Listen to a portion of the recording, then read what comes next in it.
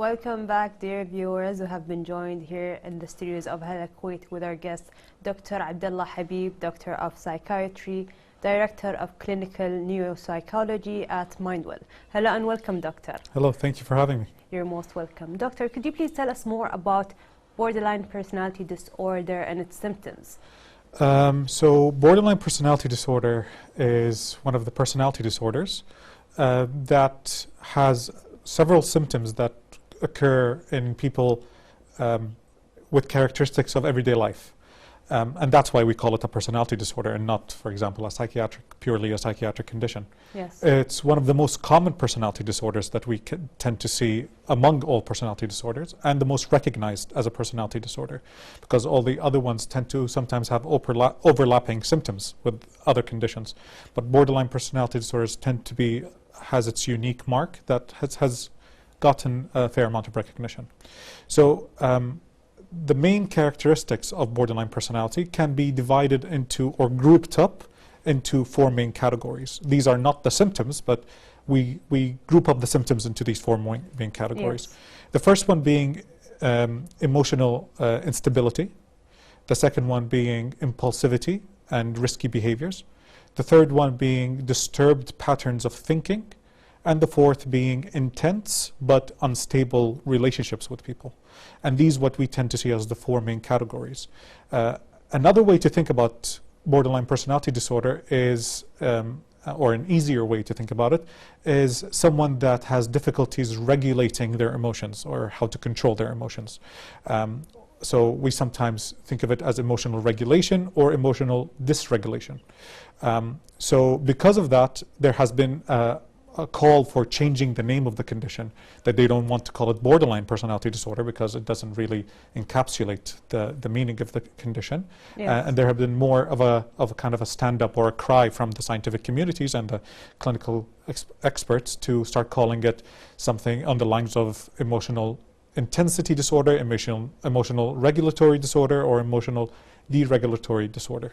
Yes, of course, because it has to do a lot with emotions and not much with borderline. So why is it called borderline personality disorder? Yeah, so this is a very interesting story, and I'm sure a lot of people that have the condition or heard of it don't know the reason for it. And the reason for that is historically, a long time ago, and this is part of the debate why it should be changed, is that in the 1930s, early psychiatrists used to refer as people that have no condition, like they're I don't like to use the term normal, but for the sake of convenience now I'm using it normal. Yes.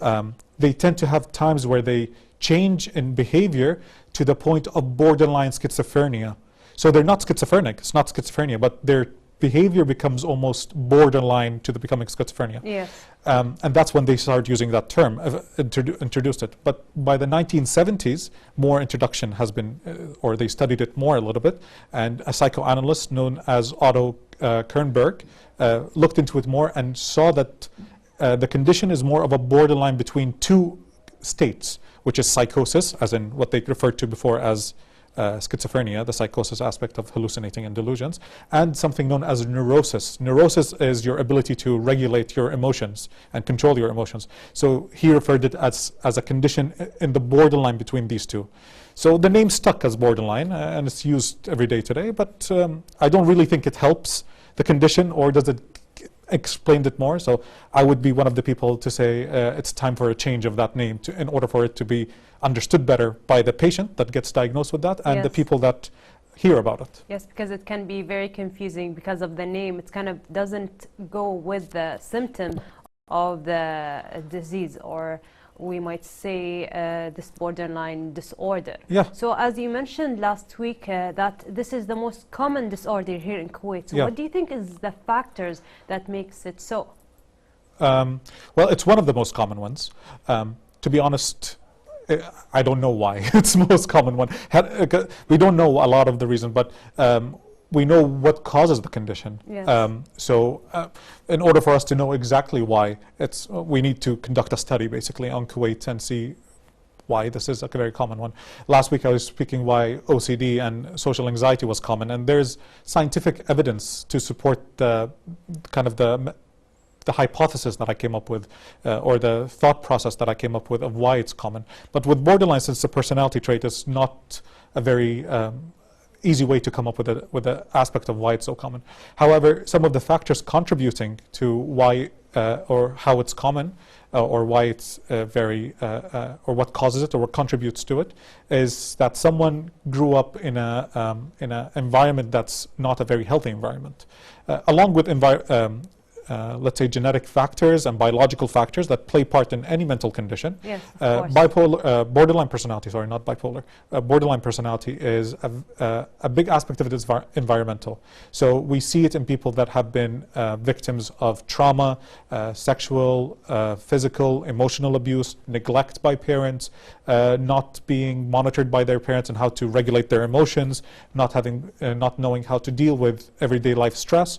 And they tend to develop these traits as a sort of defense to dealing with everyday life problems. So it's kind of a defense mechanism for people to deal with these emotions, especially if they're going through a lot of stuff, as you said, neglect from parents, or how to deal with their emotions. Yeah. So as you mentioned earlier, that this disorder, it has a lot to do with emotions. So how can we differ the symptoms from people who are having a bad day or someone who's having mood swings? Yeah. A big differentiation to see that, I think, is that every day sometimes I have mood swings, and sometimes I feel bad, and sometimes I have a bad day and I tend to act out of character. So I think it's something that, in order for us to recognize, is this a period of out of character of that person? Is it something that's abnormal, or is this normally how they are? So we look into two things, which is the frequency of how much they're having a mood swing. So how frequently they're having mood swing. Is it every once in a while, which is normal? Or is it a very consistent thing? Daily you see them going ups and downs and feeling bad and feeling anxious and then feeling upset and feeling intense anger. So the frequency, and then the duration, how long they have been this way. So have they been this way since the past couple of years, or have they been this way only for the last month or for the last week? So when we look into these two things, that we have a better understanding if it's this a condition that we should be worried about or not. Then the final point is, how is it impairing the person's life? Is it actually causing an impairment? And the only point we see it causing an impairment is in their interaction and relationship with people. So people with borderline personality still can go to work, still can go to school and perform at a high level. It's not impairing in this aspect, but it's impairing into their social aspect. So how they interact with their significant others, their friends, their siblings, their parents. And this tends to be the biggest identifier that they need to seek help, is when these social connections or social relationships have been disturbed, as that's one of the first times where they even think about needing to seek help. Because someone that has borderline personality, it's very rare for them to even seek help for borderline personality disorder. So even, in clinical practice for us, it's very rare we'll have a patient come in and say, I think I have borderline personality. Most of the time they'll come in for other symptoms, such as I have depression, or I substance use, or have intense anger, or something else, and then we find out that they have borderline. Yes. Or the only times they come and it's due to borderline is because the dynamic of a relationship or a friendship has been so disturbed that that person has told them, you need to seek help for the sake of our relationship. So their friends would tell them, our relationship is very unstable, the way you've been dealing with people is very unstable, you need to go seek help in order for your everyday life to have a better kind of feeling overall. Of course. So as you mentioned, they might not know that they have borderline disorder. Yeah. That means that they might have a feeling expressing themselves in some way, and that might cause a conflict with other people they socialize with. So how does a person with personality disorder, borderline personality disorder, seek help? So as I said, it's a lot of times hard for them to go seek help because they don't know they have it, or they don't see it as an abnormal thing, because they're using it as a defense mechanism, and they don't see that some of their behaviors is harmful. If they did, they wouldn't do it. It's not them being aware that this is a harmful situation and I want to harm the other person. So a lot of the times is either they come due to having a secondary condition, such as I said before, depression or anxiety or substance use or impulsivity, and that leads them to seek help. Or it's someone that is their close relative, friend that tells them. So the best way to have them seek help is that this person encourages them to seek help. Yeah. And the best way to encourage them to seek help is this person that's close to them goes and talks to them. But they have to be careful about the terms they use and the words they use. You shouldn't tell them you need to go seek mental help. That won't work, and it will only upset them more because they might get defensive. Yeah, also. they get defensive because it's part of their mechanism of how to survive. So a very good way is to make a very calm environment, make it a very reassuring and safe environment, and make them feel that you care about them, and let them know that you should go talk to someone and let them have a discussion with you about any of the problems you may have. And sometimes just finding or knowing what you have is the first step to kind of understanding who you are, and slowly working towards improving. So how can a person recover from a borderline personality disorder? So the process of treatment or recovery is a very kind of different pathway when we talk about personality disorders. A lot of mental conditions overall. We're talking about the combination of medication and therapy at the same time that tend to show a very strong effect. Of course, it's similar to borderline. Medication and therapy applies, but because it's a personality disorder, therapy plays a big part. Like I would say 80 to 90% of the treatment is therapy, and only 10 to 20% is medication. And the medication is normally given for, again, the comorbidities or the secondary conditions, such as they have anxiety, or if they have mood swings, or if they have depression, and we give them medication to control those symptoms. And at the same time, we have therapy to help them change their behaviors that they feel that it's harming them. So we don't try to change behaviors that others feel it's a problem, because it'll be hard for them to change something. Yes, it's like if I try to change a behavior that you find it's okay, but I find it's not. It won't happen. It won't work. You'll resist whatever thing I try to help you with because you don't see it as a problem. But if you find there's something is a problem and you come to me asking for that to be changed, then it's way easier and faster for you to overcome that problem, that you find it as a contributor to your condition and your functioning. So therapy plays a big part, a specific kind of therapy known as DBT. That's the type of therapy we use, and it works mostly on communication and dealing with interpersonal relationships with people, and how to communicate your feelings, how you communicate how you interpreted problems, and how to make it clear to them that this wasn't okay with you, and how you can work that problem rather than shutting down and having issues with that person and not communicating better, and then the relationship being unstable. Yes, of course. So as you mentioned, they use even medication. So if they use medication and also talk therapy to improve themselves or how to communicate with others, how long would you say that the period of this therapy would take usually? So with personality disorders, therapy tends to take a long time because we're changing a personality. And it's like, think about it, it took you however old you are to develop that personality. And it's not going to take that amount of years to change it, but it takes amount of time to change something that you have worked or developed over 30, 20, 40 years, whatever age you start the therapy at. Yes. So if you think of it that way, you can think of how long it will take to change some of these personality traits that you have developed to start defending yourself from these conditions. So normally, I would say, in terms of therapy, it takes I would say a couple of years for somebody to change it. And a lot of people continue therapy in the long term for maintenance. And maintenance, what I mean is that their condition is better, they feel in control of their condition, but every once in a while they still go to therapy and talk because it helps them regulate their emotion and understand what they've been through.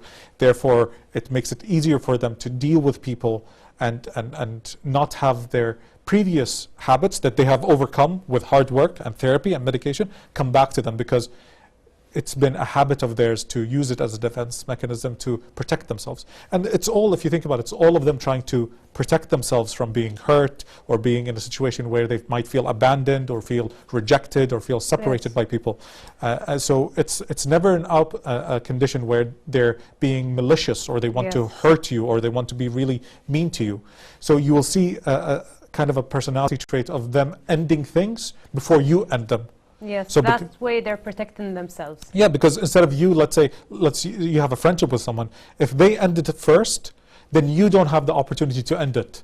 And therefore, they feel you did not end it with them, and they feel that you did not abandon them, you did not reject them, you did not criticize them. So it's easier for them to think, I rejected them, Yes, I separated from them, it was my choice. But deep inside, they know it's that, and that's why they have these unstable relationships. So, Doctor, could you give us last tips for our dear viewers watching at home? Yeah, so if you know anybody that might have borderline personality disorder, or if a person thinks they might have borderline personality disorder, it's a very stressful condition. And it's a stressful condition for the person that has it and the people that live with the person that has it, or is like even they're around going to be them. affected if they're around that kind of Yeah, person. if they're with around that that person, disorder. of course, Yes. because it's all about, as we were talking about, the emotions, about the social interaction, and so it plays a big part of their well-being, their psychological well-being. So if they know anybody, or if they feel they might have it, it's important to seek help. Last week we're in the mental health awareness day, and we're talking about mental health, and we're advocating, and I think this is a big part of why we're here on a weekly basis talking. We want mental health to be okay to talk about, and it's not a taboo subject, and people think about it as a bad thing. Yes, so it's, if people think they might have it, or you know someone that might have it, it's important to talk to them and use some of the tips I told you before, such as making the calm environment. Tell them that I think there's something wrong with behaviors that you have, or with the relationship that we have, and you need to talk to someone, and even maybe go with them to make it seem like more normal to be in a psychiatric or a psychological services center. Yes. So because there is nothing bad that will come out of that. If you go to seek some help, two options will come out of it. Either they confirm a condition and they help you, Yes. and they make things better, or they deny a condition, and you can feel now more relieved that you may not have a condition. So to me, if anybody thinks they might have it, it's important to go and seek help or talk about it, because there's nothing bad. Either they confirm and we help you solve the problem, or we deny the problem existing, and you can start seeing how you can maybe change some of the behaviors, which we all have some little bit of behaviors that we would like to work on. Like I have some, everybody has some. So it is very important to seek help when you feel that you need to, and not be ashamed of it. Of course, yeah. Thank you so much, Doctor. It's a pleasure to have you with us. Thank you very much for having me. You're most welcome. Dear viewers, we had with us Dr. Abdullah Habib, Doctor of Psychiatry, Director of Clinical Neuropsychology at Mindwell. Let's take a break.